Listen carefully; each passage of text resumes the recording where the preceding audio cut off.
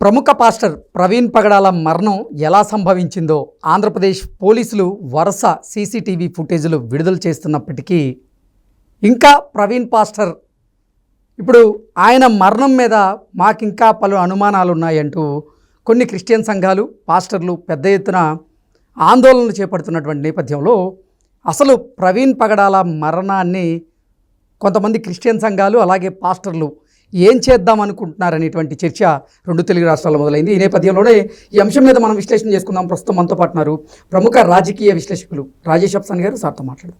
Sir నమస్తే sir. Praveen పగడాల గారి మరణానికి సంబంధించినటువంటి వరుస సీసీటీవీ ఫుటేజ్లు అయితే ఆంధ్రప్రదేశ్ పోలీసులు విడుదల చేసేటువంటి ప్రయత్నం చేస్తూ ఉన్నారు.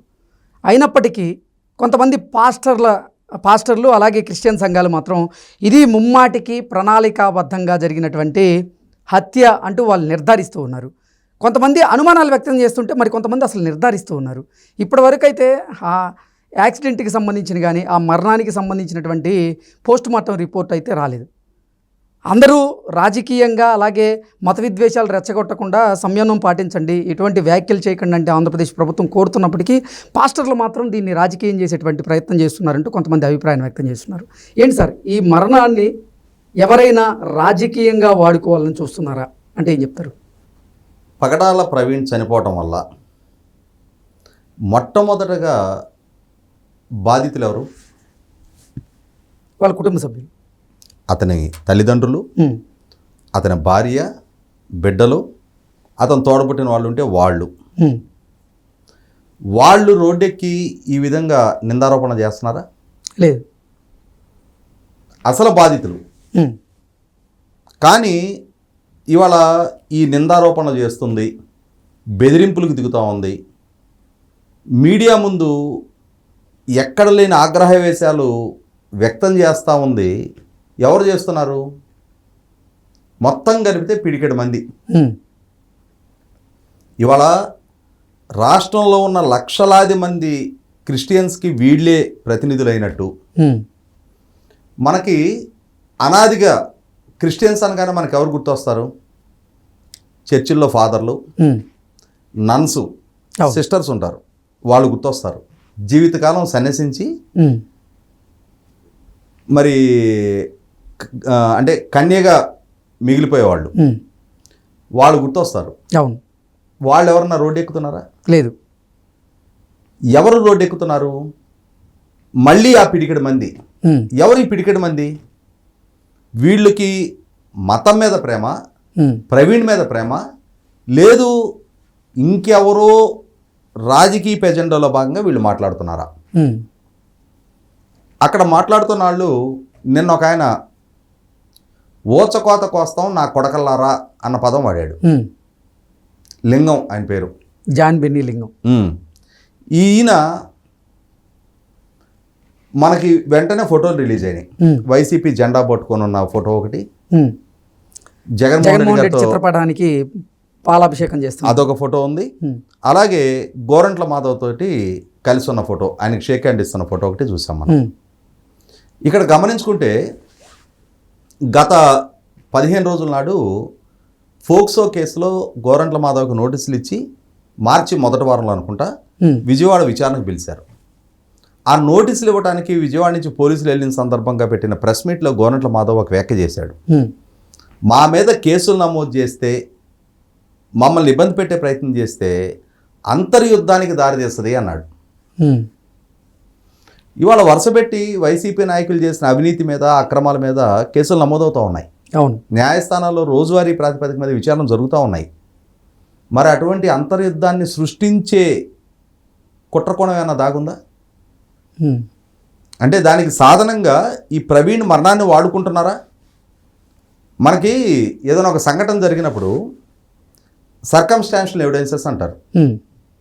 అంటే ఆ సంఘటన చుట్టూ చోటు చేసుకుంటున్న పరిస్థితులు, పరిణామాలని విశ్లేషిస్తూ విచారణాధికారులు బహుశా ఈ కిటికీ ఊసలు ఉంచున్నాయి, ఇటువైపు నుంచి లోపలికి ఎంటర్ అయ్యి ఉండొచ్చు, ఈ తలుపు తీసుంది, ఇటువైపు నుంచి బయటికి వెళ్ళి ఉండొచ్చు, ఇంతమంది పాదముద్రలు కనిపిస్తూ ఉన్నాయి, ఇంతమంది లోపలికి వచ్చి ఉండొచ్చు అని వాళ్ళకు ఉన్న అనుభవంతో, పరిజ్ఞానంతో ఆ ఎవిడెన్సెస్ కలెక్ట్ చేస్తారు. అలాగే ఈ సంఘటన జరిగింది వాస్తవం, ఒక విలువైన ప్రాణం పోయింది వాస్తవం, ఒక కుటుంబానికి ఒక మనిషి అండ లేకుండా పోయింది వాస్తవం. అలాగే అతను మత ప్రబోధకుడు కాబట్టి బోధకుడు కాబట్టి అతని బోధనల పట్ల విశ్వాసం ప్రకటించి అతను అనుసరించే కొంతమంది అయినా సరే, ఎంతో కొంతమంది అతను అనుసరించే వాళ్ళు ఉంటారు. వాళ్ళకి అరే నిన్నటి వరకు మాకు మంచి వాక్యం చెప్పాడే, ఆయన బోధనలు మేము వింటుండే వాళ్ళమే, ఇవాళ ఇంత చిన్న వయసులో ఆయన మిస్ అయిపోయాడని చెప్పని వాళ్ళకి బాధ ఉండటం సహజం. కానీ ఇక్కడ ఎవరెవరైతే ఇన్వాల్వ్ అయి ఉన్నారో వీళ్ళందరినీ గమనించుకుంటే ఎవరి ఎజెండాతోటి వాళ్ళు వ్యవహరిస్తున్నట్టుగా నేనైతే చాలా స్పష్టంగా భావిస్తా ఉన్నా. ఈ మధ్యకాలంలో ఆంధ్రప్రదేశ్ ప్రభుత్వం సుప్రీంకోర్టు తీర్పును అనుసరించి ఎస్సీ రిజర్వేషన్ని కేటగరైజేషన్ చేయాలి అని చెప్పని ఏకసభ్య కమిషన్ ఇచ్చిన రికమెండేషన్స్ బేస్ చేసుకొని క్యాబినెట్ ఆమోదం తెలిపింది. అవును. ఆ ఆమోదం తెలిపిన నిర్ణయాన్ని అమల్లోకి తీసుకురావాలి అని చెప్పని ప్రభుత్వం కృతనిశ్చయంతో ఉంది. ఈ ఏప్రిల్ మొదటి వారంలో డిఎస్సి నోటిఫికేషన్ విడుదల చేయబోతున్నారు. అవును. ఈ డిఎస్సి నోటిఫికేషన్లోనే ఆ ఎస్సీ కేటగరైజేషన్ ఫలాలని ఆయా వర్గాలకు అందించే విధంగా ఇమ్మీడియట్గా ఒక ఆర్డినెన్స్ ద్వారా ఈ క్యాబినెట్ రిజల్యూషన్ని అమల్లోకి తీసుకురావాలనేది ప్రభుత్వం ప్రయత్నిస్తున్నట్టుగా మనం వార్తలు వింటున్నాం. అంటే ఏప్రిల్ మొదటి వారంలో షెడ్యూల్ అయ్యి ఉంది. దీన్ని వ్యతిరేకించే వాళ్ళు కూడా ఉన్నారుగా. అవును. ఇది మాకు ఆమోదయోగ్యం కాదు, సుప్రీంకోర్టు తీర్పుని ప్రభుత్వాలు అమలు పరిస్తే మా వర్గ ప్రయోజనాలు దెబ్బతింటని అని చెప్పని మేము ఉద్యమిస్తాం, మా వర్గ ప్రయోజనాలకి నష్టం కలిగించే నిర్ణయాలు ప్రభుత్వాలు ఎలా చేస్తాయి అని చెప్పని బహిరంగ సభలు పెట్టి ప్రభుత్వానికి వ్యతిరేకంగా గొంతెత్తుతున్న వాళ్ళు ఉన్నారు కదా.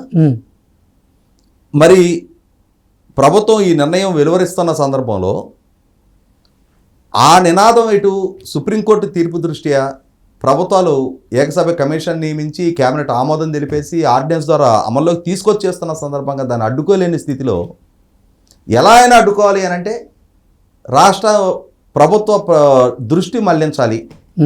ఏదో ఒక అశాంతో అలజడో శాంతి భద్రతల సమస్య ఘర్షణపూరిత వాతావరణము ఏదో ఒకటి సృష్టింపబడితే అప్పుడు కొన్నాళ్ళైనా ప్రభుత్వం ఒక అడుగు వెనకడుగేసి ఇంత వేగంగా నిర్ణయం అమలుపరచదేమో అని చెప్పని ఎజెండాతోటి పనిచేసే వాళ్ళు ఉన్నారు. మనకి హర్ష్ కుమార్ గారు ఉన్నాడు. సరే, ఆయన ఈ కేటగరైజేషన్ పట్ల తీవ్ర వ్యతిరేకత వ్యక్తం చేస్తూ బహిరంగ సభలు పెట్టాడు. అవును. దానికి పెద్ద రెస్పాన్స్ రాలా. అయినా సరే ఆయన నేను పోరాటం చేస్తానంటున్నాడు. ఇప్పుడు ఆయనకి ప్రవీణ్ ఎవరో తెలియదు, ఆయనే చెప్పాడు నాకు అంతకుముందు అతను ఎవరో తెలియదు, తర్వాత ఈ సంఘటన జరిగిన తర్వాత తెలుసుకున్నా, రాజమండ్రిలో స్థలం కొనుక్కున్నాడంట, ఇక్కడ బంధువులు ఉన్నారంట, వచ్చి వెళ్తుంటాడంట ఇక్కడికి. ఆయన వీడియోలు కూడా చూసా, మంచి ఇంటలెక్చువల్ అని చెప్పని ఆయన చెప్తున్న వీడియో నేను విన్నా. అంటే ప్రవీణ్ గురించి అతనికి అవగాహన లేదు, ఇతను ఎవరో కూడా తెలియదు. కానీ ఇవాళ నేను ఇందాక ప్రస్తావించిన అసలు శిశుల బాధితులైన కుటుంబ సభ్యుల కన్నా కూడా ఈయన ఎక్కువగా భుజాన్ని వేసుకొని రచ్చ చేస్తూ ఉన్నాడు. నా ఉద్దేశం అయితే అసలు శిశులో ఆయన ఎజెండా సార్ ఈ ఎస్సీ కేటగరైజేషన్ది, అంతేగాని ప్రవీణ్ కోసం కాదు. ప్రవీణ్ అనేది ఒక సాధనం. ఓకే, అంటే ఎవరి ఎజెండాలు వాళ్ళకు ఉన్నాయి. ఇందాక చెప్పినట్టుగా గోరంట్ల మాధవ్ తోటి క్లోజ్ అసోసియేట్గా అటాచ్డ్గా ఉన్న ఆ జాన్ లింగం అని ఆయన మరి ఊచకోతకు వస్తాం కొడకల్లారా అంటున్నాడు. ఎవరిని ఊచకోతకు వస్తావు, ఎందుకు ఊచకోతకు వస్తావు? అది మరణము, ప్రమాదమా, హత్య అనేది విచారణలో నిర్ధారణ అవుతుంది. రేపు ప్రమాదం అని నిర్ధారణ అయిందనుకో, ఈ నోటిదోలకి ఏం సంజేషి ఇస్తావు ఆ రోజున? లేదు హత్యే, ఆ హత్య చేసిన వాళ్ళు బాధ్యులా, మొత్తం రాష్ట్రం బాధ్యులా? ఎవరిని నువ్వు ఉద్దేశించి వ్యాఖ్యలు చేసింది? ప్రభుత్వాన్ని ఉద్దేశించి చేస్తున్నావా? సో పర్టికులర్ ఆర్గనైజేషన్ ఉద్దేశించి చేస్తున్నావా? లేదు లార్జర్గా 5 కోట్ల మంది ప్రజలను ఉద్దేశించి చేస్తున్నావా? ఎవరికి ఆపాదించి ఆ వ్యాఖ్యలు చేసావు? అంటే ఇక్కడ వాళ్ళ ఎజెండా ఒకటే, సమాజంలో అస్థిరత సృష్టింపబడాలి. ఒక పక్క వైసీపీ పార్టీని రకరకాల కేసులు కమ్ముకొని మామూలుగా మనకి ఈవినింగ్ టైంలో ఓపెన్ టెర్రస్ మీదకి వెళ్తే సాయంత్రం 6-6:30 టైంలో మన నెత్తి మీద 1000 దోమలు ఎగురుతూ ఉంటాయి. ఆ టైప్లో వాళ్ళకి ఊపిరి సలపనివ్వని అన్ని కేసులు వైసీపీ నాయకుల్లో దిగు స్థాయి నుంచి జగన్మోహన్ రెడ్డి గారి దాకా చుట్టుముడతా ఉన్నాయి. ఆఖరికి పార్లమెంట్లో ప్రస్తావన జరిగి హోమ్ మినిస్టర్ గారు పిలిచి ఎంక్వైరీ చేసి ఎన్ఫోర్స్మెంట్ డైరెక్టరేట్ ఇన్వాల్వ్ అయ్యే పరిస్థితులు కనిపిస్తూ ఉన్నాయి. విడుదల రజనీ గారు, రోజా గారు, పెద్దిరెడ్డి రామచంద్రారెడ్డి గారు, మిథున్ రెడ్డి గారు, విక్రాంత్ రెడ్డి, సజ్జల రామకృష్ణారెడ్డి, భార్గవ రెడ్డి, అసలు వీళ్ళని వాళ్ళని లేకుండా ప్రతి ఒక్కళ్ళ మీద రకరకాల ఆరోపణలు వెలువెత్తుతూ ఉన్నాయి, విచారణ జరుగుతూ ఉన్నాయి, నిర్ధారణలు అవుతూ ఉన్నాయి. మరి ఇటువంటి సందర్భంలో దీని నుంచి బయటపడాలి. ఓహో, వీళ్ళు స్థిమితంగా ఉండి ఇన్ని కేసులు మా మీద పెడుతున్నారా, ఎలా స్థిమితంగా ఉంటారో చూస్తాం. ఎందుకంటే వీళ్ళకేం కొత్త కాదు. వాళ్ళ ఇంట్లో జరిగిన హత్యని చంద్రబాబు నాయుడు గారికి ఆపాదించిన ప్రబుద్ధులు వీళ్ళు. ఇవాళ సిబిఐ నిర్ధారణ చేసిన వాళ్ళని అమాయకులు ఆణిముత్యాలని చెప్పని కీర్తిస్తున్న నేపథ్యం వీళ్ళది. అటువంటి వారసత్వం కలిగిన వాళ్ళకి ఈ విధమైన శాంతి భద్రతలకు విఘాతం కలిగటం వాళ్ళకేం కొత్త కాదే. పైగా వాళ్ళ నాయకుడే చెప్తున్నాడు అంతర్యుద్ధం సృష్టిస్తామని చెప్పని. పైగా జగన్మోహన్ రెడ్డి గారు సిద్ధం అని చెప్పని సభలు పెట్టాడు. ఆ సభల్లో ఏమని సందేశం ఇచ్చాడు ఆయన? స్లీవ్స్ మడిసి యుద్ధానికి సిద్ధంగా అండి అన్నాడు. ఇట్లా పెట్టి అన్నాడుగా. అవును, కటౌట్లు పెట్టి, పంచింగ్ బ్యాగులు పెట్టి చంద్రబాబు నాయుడు గారిని, పవన్ కళ్యాణ్ గారిని వాళ్ళ కార్యకర్తల చేత ఆ పంచింగ్ బ్యాగుల చేత ఆ కటౌట్లను గుద్దిచ్చాడుగా. అంటే హింసని ప్రేరేపించే చర్యలకి వాళ్ళ పార్టీ, వాళ్ళ నాయకులు, వాళ్ళ శ్రేణులు సమాయత్తం కావడం అనేది మనకి కొత్త ఏం కాదు. ఇవాళ రాష్ట్రంలో అశాంతి చెలరేగాలి. ఓకే, ఈ అశాంతి చెలరేగటం ద్వారా ఒక్కొక్కళ్ళకి ఒక్కొక్క ఎజెండా కనుమరుగైపోయి ఎవరు పట్టించుకోకుండా పోటీ చేసిన దగ్గర 100 ఓట్లు 1000 ఓట్లు కూడా రాకుండా ఒక అన్పాపులర్ పాలిటీషియన్గా కేఏ పాల్ మిగిలిపోయాడు. ఒకనాడు ప్రపంచ ప్రఖ్యాతిగాంచిన మత ప్రబోధకుడుగా తెలుగువాడు అమెరికాలో ఒక సభ ఏర్పాటు చేస్తే ఆ సభకి అంతమంది హాజరవుతుంటే దేశాధ్యక్షులు ఆ సభా వేదిక మీద అతనితో పాటు పాల్గొంటుంటే మన తెలుగువాడు ఒక గ్రామీణ ప్రాంతం నుంచి ఈ స్థాయికి ఎమర్జ్ అయ్యాడు కదా అని చెప్పని అతనితో పరిచయం లేకున్నా, ఆ మతంతో అటాచ్మెంట్ లేకున్నా కూడా మన తెలుగువాడు ఈ స్థాయికి ఎమర్జ్ అయ్యాడు అని చెప్పని అందరం కూడా సంతోషించాం. కానీ ఇవాళ ఆయన సోషల్ మీడియాలో వచ్చే పిట్ట కథల్ని, పిచ్చి కథల్ని అవి నిజాలని చెప్పని ప్రచారం చేస్తూ ఉన్నాడు. విచిత్రమైన వాదనలు చేస్తూ ఉన్నాడు. అసలు ఆ వీడియోల్లో, ఆ సీసీటీవీ ఫుటేజ్ల్లో ఉంది ప్రవీణ్ పగడాల కాదు అనేటువంటి వాదనలు కూడా తెర మీదకి వస్తున్నాయి. నేను అదే అంటున్నా, అసలు ఎవరిళ్ళంతా అది కాదు అని చెప్పడానికి ప్రభుత్వం అధికారికంగా పోలీస్ డిపార్ట్మెంట్ నిర్ధారణ చేసి విడుదల చేస్తూ ఉంది. దాన్ని కాదు అంటున్నావు. కాదు అంటానికి నీ దగ్గర ఉన్న ఫోరెన్సిక్ ఎవిడెన్సెస్ ఏమైనా ఉంటే తీసుకొచ్చి కౌంటర్ చేయి. ప్రభుత్వం ఫ్యాబ్రికేటెడ్ వీడియోలు రిలీజ్ చేస్తుంది, పోలీస్ డిపార్ట్మెంట్ ఫ్యాబ్రికేటెడ్ వీడియోలు రిలీజ్ చేస్తుంది అని చెప్పని ఆ విధమైన సాక్ష్యాధారాలు నీ దగ్గర ఉంటే ముందుకురా. ప్రభుత్వానికి ప్రవీణ్ తోటి ఏమైనా వైరం ఉందా? చంద్రబాబు నాయుడు గారికి ప్రవీణ్కి ఏమన్నా గట్టుతా కదా ఉందా? రాజకీయపరమైన వైరం ఉందా? అతను ఒక మత ప్రచారకుడు, రాజకీయాలతో అతనికి సంబంధం లేదు. అవును, ఇప్పుడు ఇక్కడ మాట్లాడుతున్న వాళ్ళందరికీ రాజకీయాలతో సంబంధాలు ఉన్నాయి, వైసీపీతో సంబంధాలు ఉన్నాయి, జగన్మోహన్ రెడ్డి గారి మేనత్త విమలతో సంబంధాలు ఉన్నాయి, వైసీపీ నాయకులతో సంబంధాలు ఉన్నాయి. కానీ ప్రవీణ్కి ఆ సంబంధాలు ఎక్కడ ఉన్నట్టుగా ఇప్పటిదాకా ఎస్టాబ్లిష్ కాలేదే. అతని విషయంలో ప్రభుత్వం కక్ష సాధింపుల ధోరణికి పాల్పడాల్సిన అవసరం ఏముంది?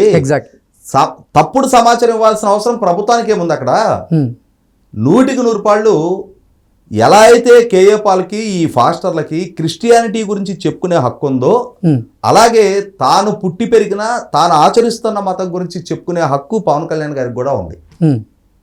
ఆయన సనాతన ధర్మాన్ని ఆచరిస్తానని చెప్పాడు తప్ప సనాతన ధర్మం కోసం నేను మిగిలిన మతాల మీద దాడి చేస్తానని ఆయన చెప్పలేదే. పలానా మతం ఎక్కువ, పలానా మతం తక్కువ అని చెప్పని ఆయన ఎప్పుడు ప్రస్తావించలేదే. ఆయన్ని బాధ్యుడిగా చూపిస్తున్నారు. ఎందుకు? ఆయన ఈ మధ్యకాలంలో కొంచెం రిలీజియస్గా, కొంచెం దీక్షలు వీటిలో ఉంటున్నాడు కాబట్టి అని చెప్పని. అంటే ఆధ్యాత్మిక చింతనతో ఉండటం నేరం కాదే. మీరు ప్రచారం చేస్తున్నారు, ప్రచారం చేసే హక్కు రాజ్యాంగం మీకు కల్పించింది. అలాగే ఆధ్యాత్మిక చింతనతో బతికే హక్కు ఆయనకు కూడా కల్పించింది అదే రాజ్యాంగం. ఎవరికి నచ్చిన మతాన్ని వాళ్ళు ఆచరించవచ్చు, ఎవరికి నచ్చిన మతాన్ని వాళ్ళు ప్రచారం చేసుకోవచ్చు, ప్రొవైడెడ్ ఇంకొక మతాన్ని కించపరుస్తూ కాదు. ఇంకొక మతాన్ని అంటే అవమానపరిచే వ్యాఖ్యలు చేస్తూ కాదు, అలా చేయటం నేరం. మీరు చేస్తున్నది రెండో కోపం వస్తుంది. అలాగే జగన్మోహన్ రెడ్డి గారు మేనత్త విమల గారు వాళ్ళ సొంత అన్నని నరికి చంపితే, అయ్యో నా అన్నని చంపారే, ఆ అన్న హత్యకి బాధ్యులెవరో నిర్ధారణ చేయండి, నా అన్న చావుకి న్యాయం చేయండి అని చెప్పి ఈ రోజు దాకా ఎప్పుడు ఎక్కడా మాట్లాడాల. అలా గొంతెత్తి పోరాటం చేస్తున్న అన్న కూతుర్ని నిందిస్తూ ప్రెస్ మీట్లు పెట్టింది. సిబిఐ ద్వారా సూత్రధారులు ఎవరు అనేది నిర్ధారణ అయిన వాళ్ళని అమాయకులు ఆణిముచ్చాలని చెప్పని మీడియాలో చెప్పింది. అవును, తన అన్న కొడుక్కి ఆయన మీద ఎన్ని కేసులున్నా, ఎన్ని అవినీతి ఆరోపణలున్నా, ఎంత అరాచకవాదని చెప్పని ప్రజల్లో చర్చనీయాంశంగా మారుతున్నా ఆయనకు ఓట్లేమని చెప్పని శ్రీకాకుళం నుంచి అనంతపురం దాకా తిరిగింది ఆమె. అంటే ఆమెకి స్పిరిచువాలిటీ పట్ల విశ్వాసం ఉండుంటే, నీతి నిజాయితీల పట్ల కానీ ఆమెకి పట్టింపు ఉండున్నట్టయితే మరి జగన్మోహన్ రెడ్డి గారి మీద ఇన్ని వేల కోట్ల రూపాయల అక్రమాస్తులకు సంబంధించిన ఆరోపణల కేసులు నమోదై ఉన్నప్పుడు, విచారణ సంస్థలు నిగ్గుదేసి ఛార్జ్షీట్ ఫైల్ చేసి ఉన్నప్పుడు క్రిస్టియానిటీ అదే బోధించిందా? ఈ విధంగా అక్రమాస్తులు పోగు చేసుకోమని చెప్పని బోధించిందా? కుటుంబ సభ్యులు హత్య గావింపబడితే హత్య చేసిన వ్యక్తులు, చేయించిన వ్యక్తులు అని చెప్పని నిర్ధారణ చేసిన వ్యక్తులకు మద్దతుగా అండగా నిలబడమని చెప్పని క్రిస్టియానిటీ చెప్పిందా? కానీ ఏం చెప్తుంది? కాబట్టి వీళ్ళు ఎవ్వరూ ట్రూ క్రిస్టియన్స్ కాదు, ట్రూ బిలీవర్స్ కాదు.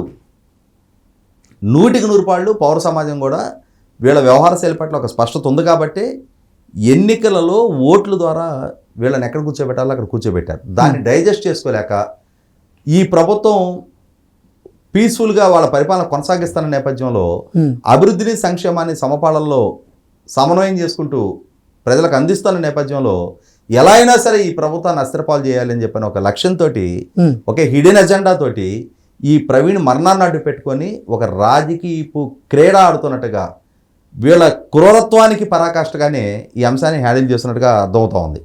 కాబట్టి వాళ్ళ కేంద్ర ఇంటెలిజెన్స్ దగ్గర నుంచి రాష్ట్ర ప్రభుత్వ ఇంటెలిజెన్స్ వరకు ఎవరెవరు ఎప్పుడెప్పుడు ఎక్కడెక్కడ ఎవరితో కలుస్తూ ఉన్నారు, ఎవరెవరు ఆదేశాలను పాటిస్తూ ఉన్నారు అనేది సాంకేతిక పరిజ్ఞానాన్ని ఉపయోగించైనా సరే, అవసరమైతే ఒక 10 మంది ఫోన్లు ట్యాప్ చేసైనా సరే ప్రభుత్వానికి ఆ హక్కు ఉంది. సమస్య అంటే ఉద్రిక్తంగా మారుతూ ఉన్నప్పుడు దానికి బాధ్యులు అని అనుమానంగా ఉన్న వాళ్ళ ఫోన్లు ట్యాపింగ్ చేసే అధికారం పోలీస్ డిపార్ట్మెంట్కి ఉంది. అలా చేసైనా సరే అసలు నిజాలు ఏంటనేది నిగ్గుదేల్చాలి. అసలు కుట్రదారులు ఎవరు, సూత్రధారులు ఎవరు అనేది నిగ్గుదేల్చాలి.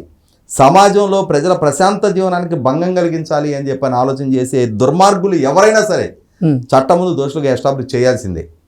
ఇవాళ ఎవరినో ఓచకోతకు వస్తామని చెప్పని హీరోయిజాన్ని బజార్లో ప్రదర్శించాలని చెప్పని అత్యుత్సాహ ప్రదర్శన చేస్తున్న ఎవరినైనా సరే ఎవరిని ఓచకోతకు వస్తావు రమ్మని చెప్పని పోలీసులు తీసుకెళ్లి స్టేషన్లో కూర్చోబెట్టాలి, కేసులు నమోదు చేయాలి.